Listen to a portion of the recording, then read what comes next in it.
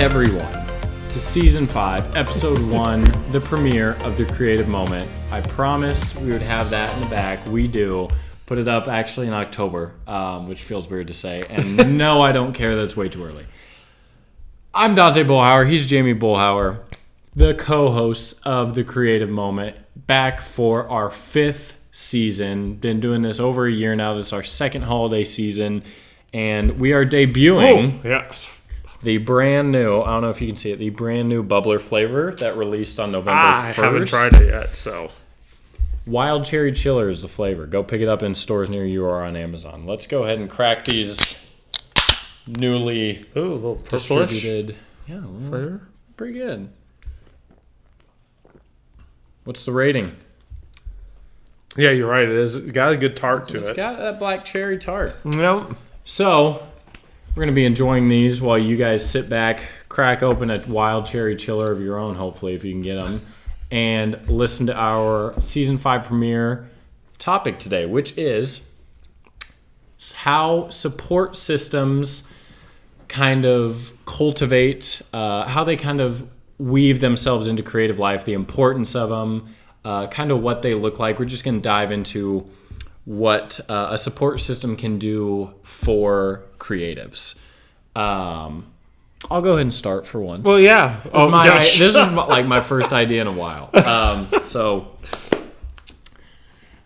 last week I had NSA State Volleyball. Yep. I was doing video, photo, and graphic work. It's over the course of 4 days. I have to do everything leading up to the championship days, which was Saturday. And I don't actually have to do anything on that Saturday. So the 3 days before are really jam-packed with stuff. So I was doing photo work for graphics that would play for championship matches, and I was doing hype video work. And this year we decided to change up the hype videos into kind of a more, if you've seen any of my work before, how I do like school hype videos for, say, Osceola basketball or whatever. I do these tube lights that are lighting us right now, kind of a dark setting. I usually turn one of the lights to the color of the teams, and we kind of do like a media day type shoot. You guys, I feel like, have an idea of what I'm talking about. So this was the first year we were doing this. I was kind of nervous about it going in. I didn't know how smoothly it would go. I didn't know how the athletes would take it. Especially the Class A ones that maybe have done this before, maybe thought it was corny, whatever. And just while I was doing it, so I put in 3 days, I worked for 55 hours, basically straight, other than sleeping. I was working. I was trying to stay caught up, stay ahead, doing a lot of prep work and stuff on top of the actual work. Well, and did they have a specialized room or an area for the lights? Because I thought I saw a photo of that, like somebody shared getting ready for media day or something. Okay. I haven't seen that. You have to send me that. Okay. Well, a lot of coaches were taking behind the scenes. Okay. Stuff, so you probably, it was in the Huskers, their conference, their post-game conference room. I didn't have a backdrop, but I found a wall that looked pretty cool. I think because that was like there's no backdrop, but I saw the lights, and I was like, oh, okay, they got a specialized place for it. So and so Wednesday, Thursday, I film game footage and I get game photos. That's pretty simple. Friday was our new process, our new workflow, the media day stuff. And while I was doing that, this is where I came up with this topic. For the first time in a very long time, I felt that the weight of the project was not 100% on my shoulders. And let me tell you how much of a relief that was to just have... at the beginning of the day, I thought I would have to go track the team down, get them into the room, kind of tell them what we're doing, make sure they're on time, make sure that I stay on time, that sort of thing. And I did not leave that room all day because they had 2 staffers helping me track down teams. Yep. They would always check in with me. Hey, are you ready for the next team? Are you ready for this? Ready for the next session? That whole thing. And they just supported so much of that to make it go smoothly and help it just really be a smooth, easy process. And it obviously makes it more fun for everybody involved when there's no stress for them, for me, for anybody. The experience is just better. And it just kind of dawned on me after the first 4-team session. I was like, I didn't have to do everything. I was still doing the bulk of the work, but it was so refreshing to feel like I was not I didn't have to do everything to make things go. And I just can't, it made the day so much easier and go by so much faster than if I would have been just doing it. And it just made me realize, especially with big projects, big endeavors, novels, whole entire poetry books with 130 poems, that whole thing, how important it is. Yeah, I did it all myself except for you doing the cover. It's stressful, I imagine. So having a support system, one, emotionally, and two, just physically workflow-wise, it really dawned on me how crucial that is into projects big and small. Yeah. Well, and you also you're working with them, and they've done some, because they do the press conference. Yep. They know how to run the whole thing, and they've been doing it well, which I think is an important aspect of any support group or community or whatever, is having one that is an expert in what you're doing. Because as I thought about that, and as because they were posting the post-game interviews, and they were doing the new thing with them putting the school on the bracket. The bracket, they wanted to do some new things this year, which is really cool. And they had an idea based off of they've seen your work. They wanted to test that out, and people were actually sharing the video on the big screen, on social media this time. Yep. And you could hear, especially, when you did the team and the team name would come across, it's a simple thing, but the team name would come across you and hear each fan base. Sections eat that up. Yeah, it just was. And so they wanted also, which is also, I think, a second aspect of having a support group, is that they have the same goal. They have, or that in this case, it's their product also, even though they hired you to do it. It's their event. Yep. So they want to make sure that it goes well also. Yep. That makes... as I was driving over here, we do mention the topics beforehand, but then we organically, we just come together. And it's like we have mentioned it before. There's no reason that everybody can't win. Yep. And your experience this year with say, volleyball as an example, everybody, Yep, because they could have very easily just kind of been like, all right, you got it. You got everything. Do you need anything? And I'm typically the type of person that tries to take the load off of everybody else, so I probably would have said, yeah, I'll be fine, I'll figure it out. But no, they were like, all right, we got 2 guys all day, and it ended up being 4 or 5 people that ended up helping me go track teams down, all this. It was a whole planned out event that they would have just to help me do this day. And so obviously, sometimes we've both touched on it a little bit, it can be hard to find or tap into a support system when most of creative work is typically just kind of done alone. I mean, there's some team aspects to it in different scenarios, but a lot of your writing is alone. I know you have mom proofread and stuff, and that's kind of a little support system, but it is hard sometimes to feel like you have that support system. Yeah. Well, see, and I'm on the opposite. We've already mentioned it, but I'm really, now that it's been a couple weeks since Move Me Poetry has stopped and I don't do the Tuesday lessons or and I just this, I just feel not lost. That's not, but it's just what the heck? We don't, because every Friday was a prompt word or a kick around. Every Tuesday was a lesson, and I did a lesson every other Tuesday. But it was well organized. People came to the event. There are some poets I haven't seen, on social media, since then, and part of it is because there's not a reason to show up on a Friday to see what the prompt word is and to share and get feedback and things like that. And it's just odd. It feels really, because I had found a community of support that really, supported my self-learning of the poetic forms, and I would share with, and things like that. And that's just gone. And it's just kind of weird. It just feels like a hole. Like a hole, yeah. It's just, that support, and it's not coming back, which is really also kind of like, it's like, now what do I do? What do I do?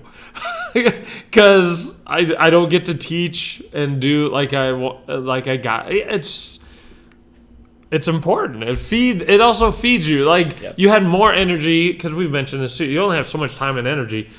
And with taking off some of the responsibilities and just kind of like, you got to feed that into the project instead of spending the energy on all the logistical work. Yep. I absolutely felt more fueled creatively, because I was like, okay, I don't have to leave this room. I can just get the footage, plug it into the computer, and I had the time and the energy to then pull together some fancy little effects here, or morph the video to make it work better, instead of saying, I just got to get this in next 10 minutes, I got to go do. So, and like you talked about with Move Me Poetry, even just being in a community, and we've touched on this before, being around other people that are on the same path as you can be a support system in itself. It fuels you, it builds you up, you build others up. The two-way street idea that we've talked about, it doesn't necessarily have to be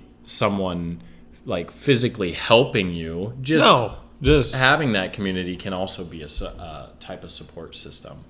And so I kind of want to touch on like the bigger projects, how crucial it is, and how, like, I've tackled some big projects. Every state event is a big project. And they are emotionally and physically taxing on me. Like, I did a wedding yesterday, and the photographer, she was good and everything, but she was really quiet.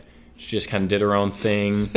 It was not like a tandem working together as much as it just was, she's going to go get her photos, I'm going to go get my videos, and that's just kind of how it is. And that there wasn't any friction, but the day does not go as smooth when you're not like, okay, hey, what do you need here? I'm going to do something for video if you want to get that type of thing. And it makes those bigger projects just a little more stressful and a little more harder to execute on. And so, like, with your While Death Waits poetry book, which, by the way, is out now. I just released it just a couple of days ago. So we'll link it. You can enter a giveaway to is that still going? It's on Goodreads. Goodreads giveaway. Get a free copy. That's a big project, and it took how long from start to finish? Well, technically, so what I did, because if you've been paying attention this whole year, because of my word for the year, the moment, each month I've done challenges. So I went ahead and said, okay, you know what? In October, I'm going to release a new book of poetry. Yeah. It's a challenge. It's a challenge. And I got it out just like 2 days before the...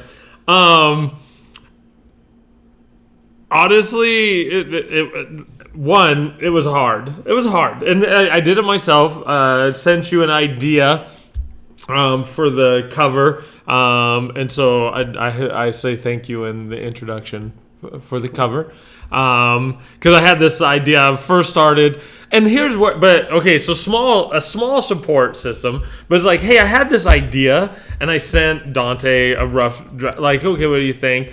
And then by doing that, like, oh, okay, no, how about let's flip it? Let's do white, because I was thinking like a black cover, and with a shadow. Well, it was not a real shadow drop, but But I sent the rough work to you. You came back with that little bit of that granite, a little bit of the tomb kind of a tombstone. You know, it's like, oh, okay, hadn't thought of that.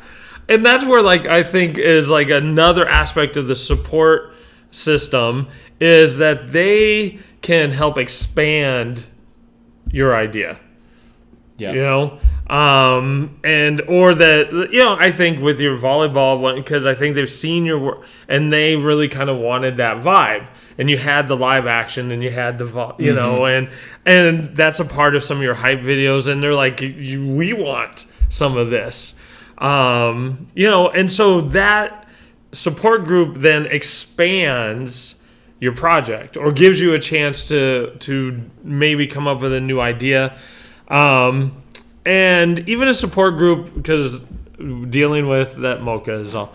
I had heard an idea at a conference, which conferences can be a support group, you know, because it's people on of how to weave your collection. And so I used that little trick that though took forever. And I decided not, because this person suggested he's like, just print them out. Just lay them all over the floor. And I was just like, oh, I don't have time. I don't actually have time to sit and print these and So I kind of did it digitally. And ended up, I probably have enough for a second book if I wanted to put together, because I threw them all together. And, you know, did some... It just your help with the the cover. Just once that came, I was like, oh, okay, that's good. I got it. And just kind of like you said, I was like, okay, good, that's off. I just need to put that into the cover, you know, type of thing. So that part was gone, and then I could just work on the poems. But doing it by yourself, but a lot of it. The problem is a lot of our creation is alone. It is, and it's hard to get people involved, even if they're other creatives, because they're working on things too. Yep. That's why a support community, whether it's social media, you know, in person, whatever, can help, because the work still is pretty individual. Yes, and because it is just your idea. And touching on that, the expansion idea, I read a quote this week that kind of resonated along this topic, and it said the first 90% of a project will be just as much work as the last 10%. The last 10% is just like the details, the the furnishing of the final product. And it kind of went off into like perfection versus good enough type thing, but the first I do for these state events, I do a lot of prep work, so that when I get there, I have a routine. I know I'm going to do the first set here, second set here, go up, edit it all, get the photos cut out, so that when I get back to where I'm staying, all I have to do is just plug it in, so tomorrow I have a clean slate instead of just playing catch up. And that's the hard one thing I want people to and sometimes creative people watching this will know, but non-creatives do not quite understand the work. So even though you maybe got your template ready for the graphic, the whole creativity part of that takes time and energy, and like, okay, if we do this, and then you got to get the pictures that you put in, which one looks good, who's going to get the colors, and then there's adjustments that come within doing that. You're like, oh, what if I did this type thing? You know, so because even if it's a template, the template that's used for this year takes a workload to have ready to add creativity into it. Yep. And so with that last, so I had, in essence, by the time I got to Friday, I had 90% of the work done. That last 10% was just as much work, and it's under time. Yes, it's. I have to pump everything out within 24 hours of when I shot it. Those videos. So I already had all the game stuff laid out. I knew exactly where I was putting the hype video clips, and so that last 10% being in one day as much work as the past 2 days being able to have that support where I could divvy out 1% to this person to get the teams, 1% to this person to help, like, okay, we can only have 7 players. Here's 7. Like, being able to delegate that to that support system was crucial into having that be able to get done on time, and like I said, being able to add more than just the bare minimum to the project. Yeah. And so with because every job you have takes time and energy. Yeah. So if those people were for you helping you out, conserve time and energy. Yep. And so it just it was seriously just like a wave of relief. I was like, oh my I gosh. am the total opposite. Anyway. Yeah, well, and usually I am like, I have so much of the just knowing, okay, I got everything from start to finish. I got to do. Yeah. I got to do. And so it is like, if you are in that position, or if you know somebody that's in that position that needs that support system, it is crucial into helping them just kind of stay on the path and not get bogged down by all the, like, you were a little like, I don't know what to do with this cover. That takes time and energy away from what you really do well, which is the poetry and laying them out and all that stuff. That's stuff that the cover is not something that you necessarily should have to be stressing about and have to worry about perfecting and all that stuff. And so by being able to get that 1% kind of pushed out and then sent back, you're like, okay, that's done. Yeah, and takes a little I also more. had somebody do the book blurb too. I went to Fiverr. Fiverr is a cool place. I now have a person that I've just she's done a couple of my and I was just like, hey, and it's really, and that's the other part. Now I've worked with this person a couple of times, and this time she said, okay, it's like so many words. She actually gave, and she gave me more words at the same price, so that she, because we have worked, she's like, hey, you do, thank you. Because I give her what what I need, and then let her do what she does. Yep. And I came back, I was like, that's awesome. Yep, thanks. Here you go. Like, I didn't have to, because you know what? Writing about yourself in third person is not the easiest thing in the world. No. So that part, the cover, and I just had to put it together. But yeah, it does. It just was so useful. So one other fourth thing that I thought about the support group, which I had encountered this week too, and it's a hard pill to swallow, but it's very important, is that they're honest in giving you feedback. Yeah. I was on the Jam. That's with Mindset and LM Design and Crypto Casually. It's hosted every Thursday night on X Spaces. Twitter, yeah. Anyway, a couple of weeks ago, I wrote this poem, and I've been working, doing slam poetry, spoken word to expand my... And I wrote this poem in that vein and delivered it, and it sucked. And they told me that, which I also knew. It's still a hard pill to swallow, but I was like, okay, that was not... But they didn't do the false, oh, that was so good. Oh, you don't have to do anything. Mm-hmm. They're like, and Crypto, he just stepped in. He's like, your delivery was, and they, I could tell that they didn't want to, but they're very supportive, and they knew that's what I was trying to do, because I told them I'm trying, and they know my adventures in the and they were brutally honest, and they were right. And I put that poem on the back burner so I could work on it a little bit more. But I was like, that would have gotten me last place. And yeah, you don't want them to give you that false confidence, and then you go in, and in the moment that it matters, you finally get the honesty. So I was very thankful. I felt really bad. I mean, because we do. But we're also, if you're a creative, you have to know that you've done, and you kind of know, but you hope. You have the idea, but even when you hear it out loud, it still stings. Yeah. And we've talked about that, how it feels like a little bit of an attack on you.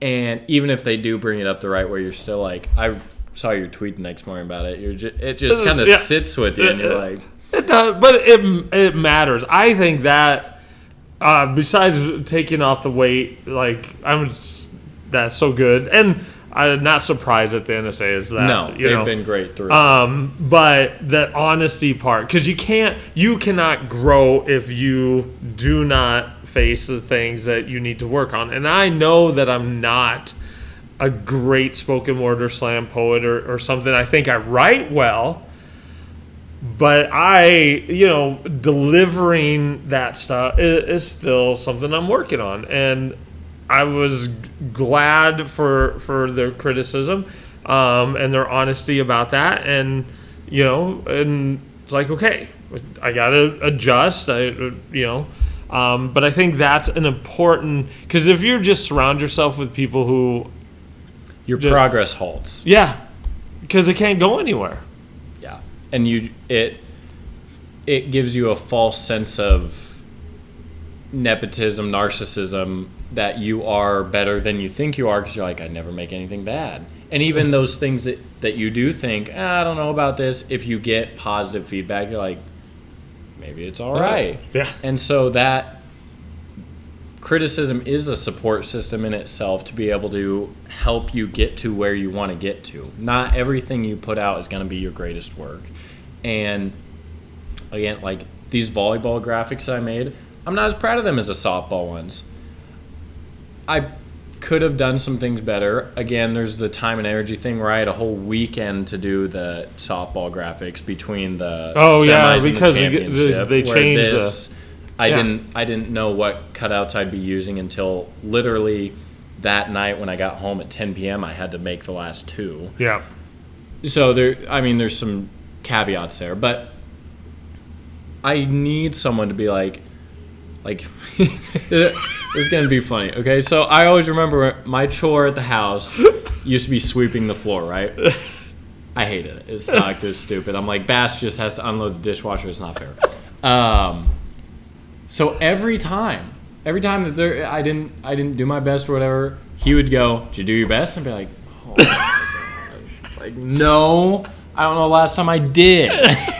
So then I'd go back and I'd sweep up a little bit, like. You need some of that and I don't care about my floor sweeping abilities, but to progress you further and to keep you at your peak potential, because otherwise you either stop or you start going backwards. Yeah. So, value, Christmas lights, new bubbler, taking toys away from my dog. That was a jam-packed season 5 premiere of The Creative Moment.